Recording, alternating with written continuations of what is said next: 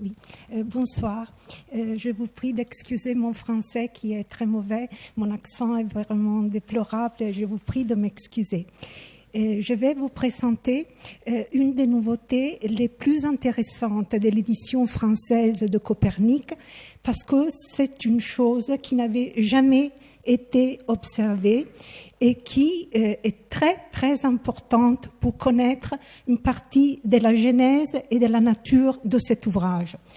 Il est important de dire que cette nouveauté, cette grande découverte est due à Alain Philippe Ségon, qui nous a quittés.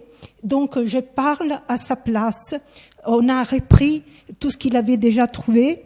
On a élargi le champ d'observation. Donc, je vous dis en 2 mots de quoi il s'agit et après, on revient en arrière. Donc, il s'agit de la chose suivante. Le livre 6 du De Revolutionibus, c'est-à-dire le dernier livre, qui est le livre sur les latitudes, et les 2 derniers chapitres du livre 5, c'est-à-dire les chapitres 35 et 36, présentent un très grand nombre de passages très étendus qui sont des traductions littérales du texte grec de l'Almageste. Donc, tous ces passages, ce n'est pas du Copernic, tous ces passages, c'est du Ptolémée, traduit en latin à partir du grec. Alors, pour comprendre cette question, je vais vous faire une petite histoire très brève du texte de l'Almageste, pour se rendre compte de quoi il s'agit.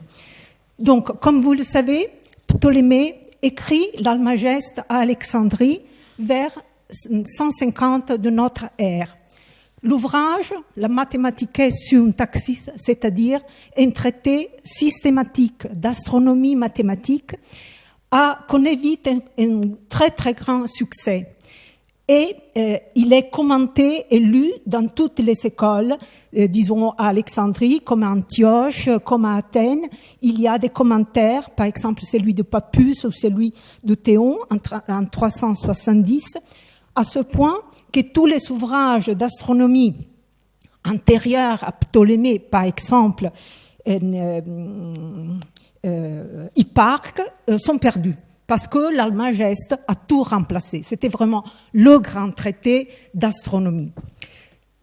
L'Almageste, donc, continue d'être copié dans toute la partie orientale de l'Empire, donc dans l'Empire byzantin. On continue de faire des manuscrits, de les recopier. Tandis que dans l'Occident latin, il n'y a pratiquement aucune connaissance de l'Almageste. La connaissance du grec en Occident s'arrête vers le 5e siècle. Donc, avec ça, l'Almageste devient est complètement inconnu en Occident. Là, vous avez par exemple un des manuscrits grecs de l'Almageste, c'est le Vaticanus Graecus 180. C'est parmi les manuscrits primaires, je vais dire, ce sont les manuscrits fondamentaux sur lesquels se base le texte de Heiberg. Comme vous le voyez, le manuscrit présente des gloses très riches dans les marges, signe justement de cette activité d'étude et de commentaires qui se développe autour de l'Almageste. Donc, on commente l'Almageste parce que l'Almageste, c'est le texte de référence. Voilà. Mais l'Occident connaîtra l'Almageste par le biais des traductions arabes. Donc, il faut faire un petit détour.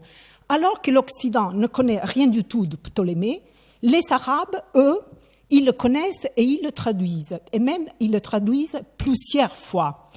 Il y a eu tout d'abord une traduction syriaque qui a été perdue. Puis, il y a eu une première traduction gréco-arabe. Je parle toujours de traduction à partir du grec en arabe. Une traduction qui a été faite par Al-Hazan vers le 9e siècle. Cette traduction est appelée en général la traduction ancienne. Elle est perdue, donc elle est attestée seulement par des citations. Puis il y a eu en 827 la traduction qui a été faite par Al-Hajjaj, qui était un grand traducteur arabe. C'est une traduction qui parfois simplifie un peu le texte de Ptolémée parfois le résume, et cette traduction n'est transmise que par un seul manuscrit. Ensuite, et peu de temps après, nous avons la traduction qui a été faite par Isaac ibn Hunayn. Cette traduction aussi est perdue, mais elle a été révisée par Thabit ibn Qurra, qui est mort en 901. Et c'est donc cette traduction de Isaac, on l'appelle la traduction de Isaac Thabit, parce que c'est une traduction de Isaac révisée par Thabit. Très bien. Cette traduction, elle est conservée par 6 manuscrits, dont un manuscrit complet. Puis, il y a une traduction très étrange, on l'appelle l'Almageste de Dresde. C'est une traduction des 4 premiers livres de l'Almageste. Ça s'appelle comme ça parce que c'est conservé dans un manuscrit à Dresde, dans la Landesbibliothek de Dresde. C'est le manuscrit DB 87. Et lorsque Heiberg l'avait découvert, Heiberg pensait que c'était une traduction gréco-latine. Mais Charles Barnett a bien démontré que c'est une traduction arabo-latine.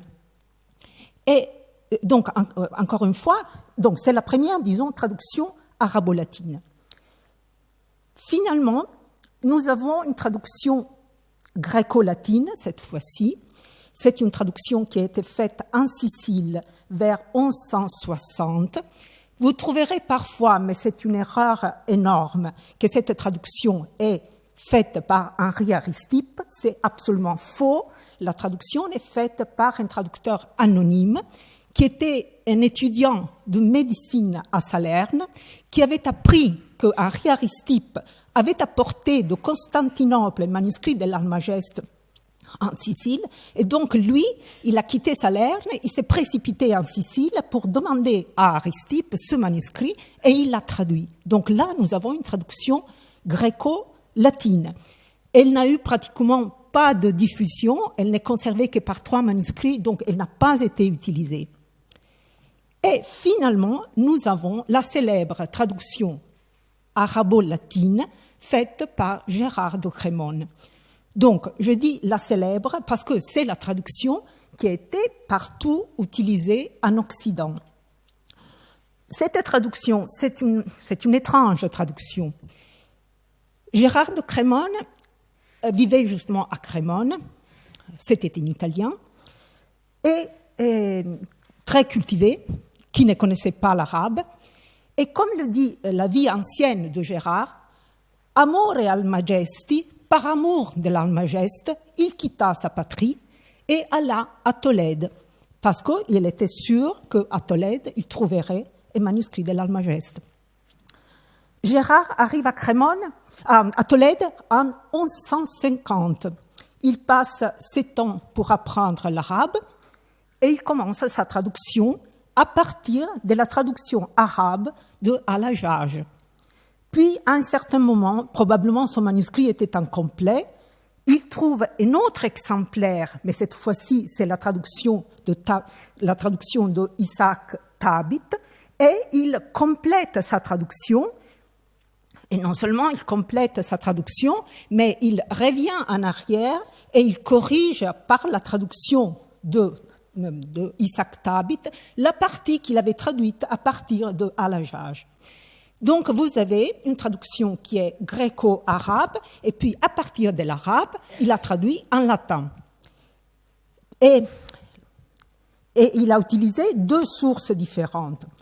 Mais la traduction a une caractéristique très bizarre, c'est parce que Gérard connaissait bien l'arabe, oui, mais pas assez bien pour le lire vraiment tel qu'il était écrit. Donc, il avait un collaborateur qui s'appelait Galib. Galib, c'était un mozarabe, c'est-à-dire un chrétien arabisé, qui parlait justement le mozarabe, c'est-à-dire un dialecte romain arabisé. Donc, Galib était à côté de Gérard, lui traduisait en mozarabe l'arabe qu'il lisait, et Gérard traduisait en latin le mozarabe qu'il entendait. Donc, vous comprenez que tous ces passages ont créé une traduction qui est très, très fidèle à l'arabe et qui a donc qui est loin du texte grec d'une manière vraiment épouvantable et très douloureuse pour les astronomes, parce que le texte grec devient parfois complètement incompréhensible. Mais tous les astronomes du XVe et XVIe siècle jusqu'à Copernic sont obligés de lire Ptolémée dans la traduction arabo-latine. Si vous voulez avoir une idée de l'attitude des astronomes à l'égard de cette traduction, il faut lire un texte qui est d'une beauté navrante et vraiment déchirante. C'est la préface que Regiomontanus écrit à l'Epitome in Almagestum. Là, il raconte que Bessarion avait trouvé un manuscrit grec de l'Almageste et que Bessarion avait commencé de le traduire. Mais il était submergé par toutes les affaires de l'Église, donc Bessarion avait renoncé et avait confié la tâche à Feuerbach, qui était le maître de Regiomontanus. Feuerbach avait repris la traduction, qui n'était pas vraiment une traduction, mais c'était un résumé de l'Almageste. Et puis, tout à coup, Feuerbach est mort.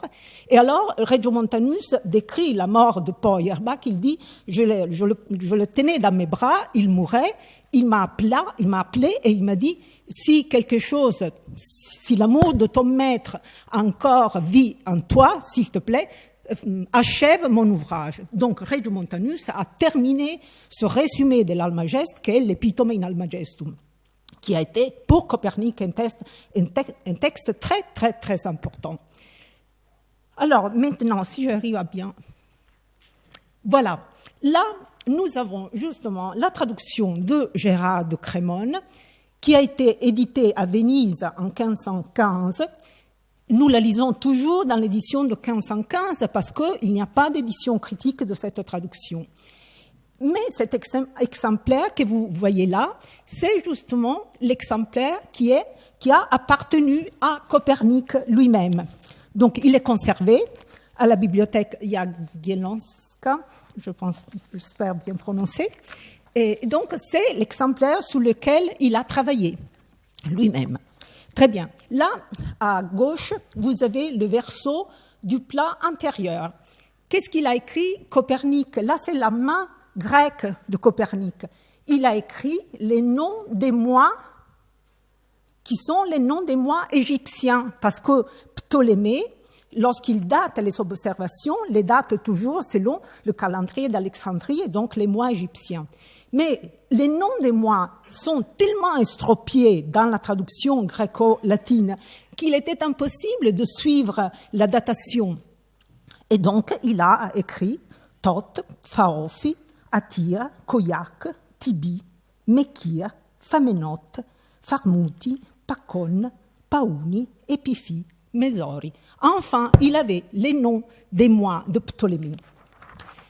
Dans la page à côté, c'est le folio 28 recto, ce sont justement des notes que Copernic a écrites sur son exemplaire. Alors, pour comprendre ces notes, il faut que je vous dise qu'au mois de mai 1539, Rhéticus, son unique élève, arrive à Frombork et lui apporte un exemplaire grec de Ptolémée. Parce qu'en 1538, Ptolémée est édité enfin en grec. Mais Copernic, lui, il avait toujours son exemplaire de l'arabo-latine. Donc, enfin, avec le texte grec, il peut mettre le nom correct à côté des mots de la traduction arabo-latine. Donc, par exemple, à la ligne 5, vous avez Félis. Ce Félis, juste à côté, Copernic a écrit Calippi. Donc, Calippi était devenu, dans l'arabo-latine, Félis. Puis, dans l'arabo-latine, vous lisez Atamenis et Copernic peut corriger Antonini. Donc, c'est la datation avec l'empereur Antonin. Plus intéressant encore, c'est... Alors, il lisait dans son arabo-latine « In tempore assuris regis civitatis sapientium ». En réalité, le grec dit « epi apseudus archontos Athénesi, autant d'Apseudes qui étaient archontes à Athènes. Donc ça est devenu justement cette chose complètement incompréhensible. Athènes, c'est la incivitate sapientum, donc c'était complètement différent du grec. Aristarchi est devenu Arsatokis, et ainsi de suite. Donc, la dernière note, encore une fois, c'est à propos de Méton et Euctémon, Midan et Attamin, il peut écrire dans la marge, Métonis et Euctémon. Et c'est intéressant, sa note, parce qu'il a commencé par écrire Euctémon avec un kappa. Ça, c'est un petit indice qu'il a le texte grec sous les yeux. Puis, il s'est rendu compte qu'en latin, c'est inutile de mettre un kappa, donc il a barré Euk, la première note, et il a continué en latin Euctémon avec un CT. Très bien. Alors, je passe. Là, c'est encore l'arabolatine, toujours l'exemplaire de Copernic. Et ça, c'est le chapitre 35 du livre 5 dont nous allons parler tout à l'heure. Comme vous le voyez, il n'y a ici aucune marque de la main de Copernic. Parmi les traductions, j'avais oublié de vous mentionner la traduction de Georges de Trébizonde. Elle, c'est une traduction gréco-latine. Trébizonde l'a faite en 1451. Elle a été publiée à Venise en 1528. Et nous n'avons trouvé aucun indice d'utilisation de cette traduction dans le De Revolutionibus. Donc, le livre n'existe pas parmi les livres de Copernic, donc il n'y a aucune raison de penser qu'il a pu l'utiliser. Mais elle existait, et c'est une traduction gréco-latine. Une belle traduction, assez élégante, parce que Trébizonde écrivait, c'était un grec, il écrivait très bien en latin. Voilà le texte grec. Voilà l'édition de Bâle, 1538. Enfin, le monde savant pouvait disposer du texte grec de Ptolémée. C'était vraiment la première fois, après tant de siècles, on pouvait enfin lire Ptolémée. Donc, on comprend donc que lorsque le Rhéticus est arrivé à Frombork, il lui a apporté ce texte grec. Mais l'exemplaire du texte grec de Copernic que nous possédons ne présente pratiquement pas de notes. Au contraire, vraiment, les marges sont complètement blanches. Alors, comment la chose a été expliquée? On a dit, il disposait de l'arabolatine, donc c'était pour lui complètement inutile d'avoir le texte grec parce que désormais, il avait lu l'Almageste dans l'arabolatine. Ça, c'était preuve qui disait ça. Ou bien, c'était Rosen disait, en 1539, Copernic avait déjà tout écrit. Donc, bon, il avait reçu le texte grec, mais ça ne lui servait de rien, parce qu'il avait déjà fini d'écrire son ouvrage. En réalité, les choses, ce n'est pas comme ça, parce que, justement, comme Alain l'a découvert, et nous l'avons pu vérifier et étudier, le texte grec a été utilisé massivement dans le livre 6 pour des passages très étendus qui sont une traduction littérale à partir du grec, une traduction qui n'utilise ni l'arabolatine ni la traduction de Trébizonde. C'est une traduction faite parfaitement bien par quelqu'un qui connaît parfaitement son sujet, qui traduit d'une manière littérale mais très claire. Mais cette personne-là qui traduit, ce n'est pas Copernic. Pourquoi ce n'est pas Copernic? Parce que dans l'autographe, ça c'est l'autographe de Copernic, c'est une chose d'une beauté, comme vous le voyez, c'est une des choses les plus belles qui existent sur cette terre. C'est son autographe à lui. Voilà.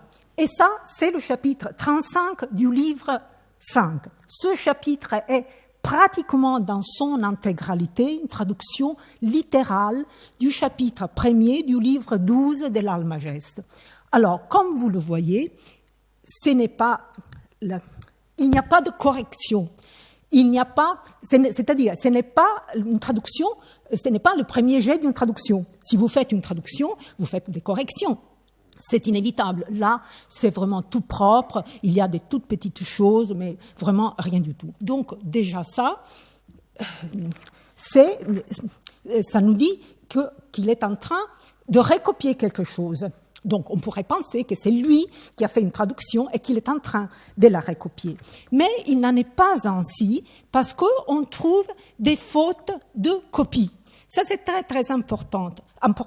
Lorsqu'on étudie une traduction, quelle qu'elle soit, il faut toujours distinguer entre les fautes de traduction, qui sont des fautes d'auteur, des fautes de transmission, qui sont des fautes de copiste. Très bien. Alors, si vous allez... ça se voit très mal. Alors là, Denis, je ne sais pas comment faire la petite lumière. Tu devrais... Tu vois là? Ah, là. Voilà, tu appuies là. Où? Là. Oui. Tu vois? Oui. Vas-y. Oui, là. Voilà. Alors là, à la ligne 2, là, Copernic a écrit d'abord stantis, puis il a raturé et a écrit stationis. Alors, le texte grec a stérigmou. Stérigmou, c'est un substantif, évidemment. Stérigmos, c'est la station d'une planète. Alors, il est impossible qu'il ait lu stérigmou et qu'il ait traduit par un verbe stantis, parce que c'est impossible de confondre stérigmou avec stérizontos, tout simplement. En revanche, il est tout à fait possible qu'il a mal lu stationis et qu'il a écrit stantis. Voilà. On trouve d'autres fautes de copie. Par exemple, on trouve secundum au lieu de sunt. C'est une faute de copie. En latin, c'est très très simple. Vous avez secundum qui s'écrit comme ça, et sunt, c'est pareil. Et lui, il fait cette faute, mais vous ne pouvez pas faire la faute si vous traduisez du grec, parce que c'est impossible que vous trompiez entre kata et ici. C'est absolument impossible. Donc, dans ces passages-là, Copernic, ce n'est ni l'astronome Copernic qui écrit, ni le traducteur Copernic qui écrit. Là, c'est le copiste Copernic qui écrit, et qui écrit en partant d'un texte latin qui n'est pas de sa main à lui. Donc, c'est d'une autre main. Et la seule personne qui peut avoir écrit, c'est Rhéticus. Rhéticus, c'est un helléniste excellent. Il a publié l'édition grecque d'Euclide. Donc, c'est lui qui, pour permettre à son maître de terminer le travail et de remplacer l'Almageste par une nouvelle syntaxis mathématique, il lui a traduit les parties qu'il fallait pour terminer le livre des latitudes. Et je termine ici, je ne sais pas le trouver sans... Oui, je dois revenir en arrière. Oui. Là, je ne sais pas si je...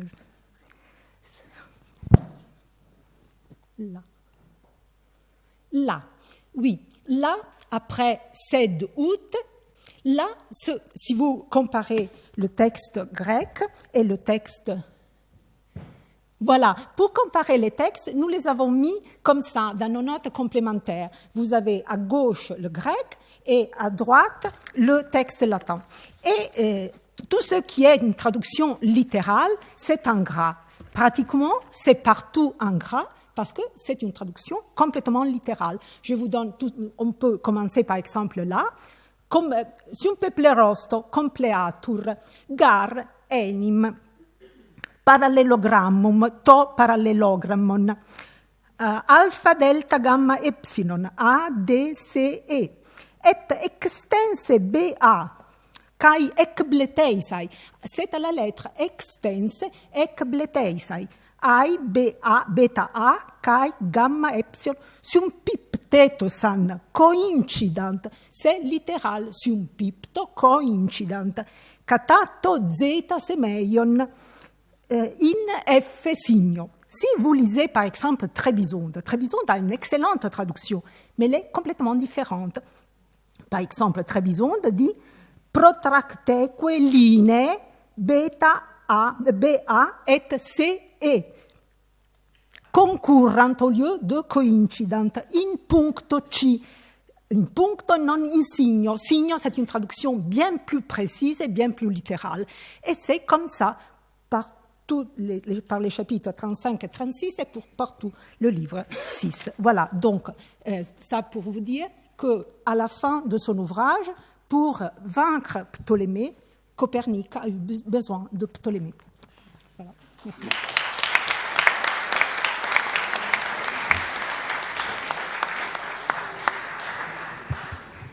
Merci beaucoup pour cette leçon d'histoire. Y a-t-il des questions? Oui, je vous en prie.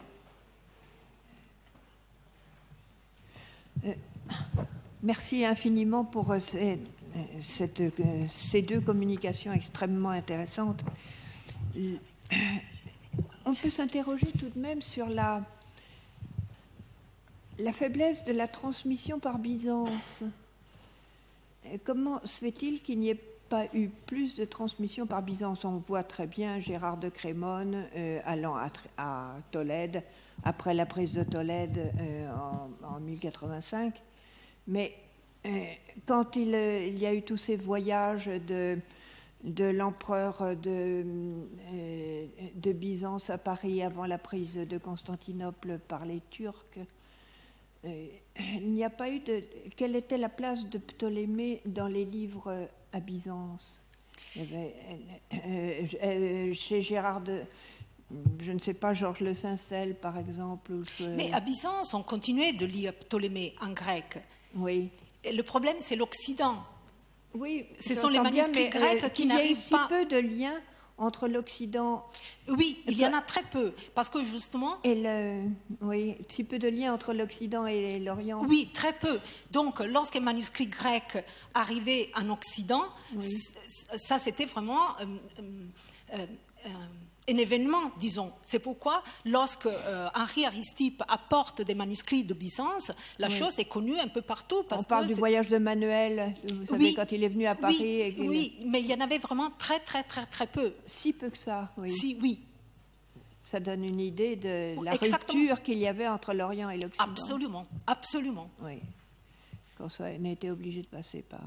Oui. Par l'arabe. Et une autre... problème de transmission, mais qui relève plutôt de la communication d'avant. Comme Copernic a été condamné en 1616, oui, n'est-ce pas?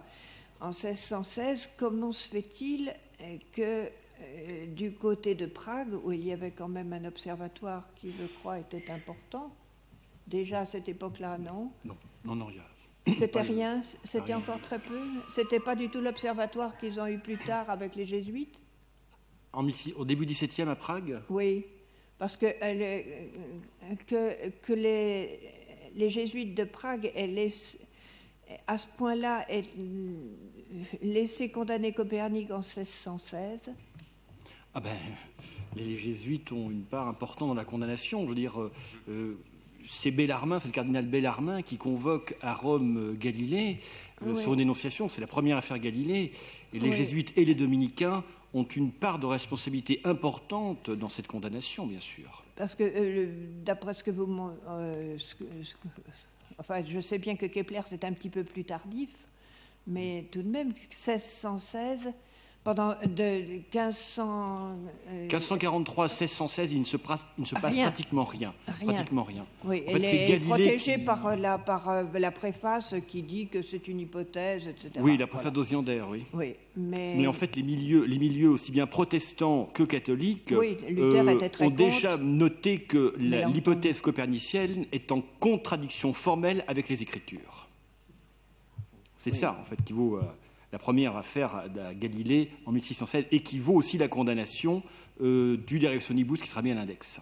Mais le laboratoire d'astronomie de Prague, par exemple, il date de quand? Le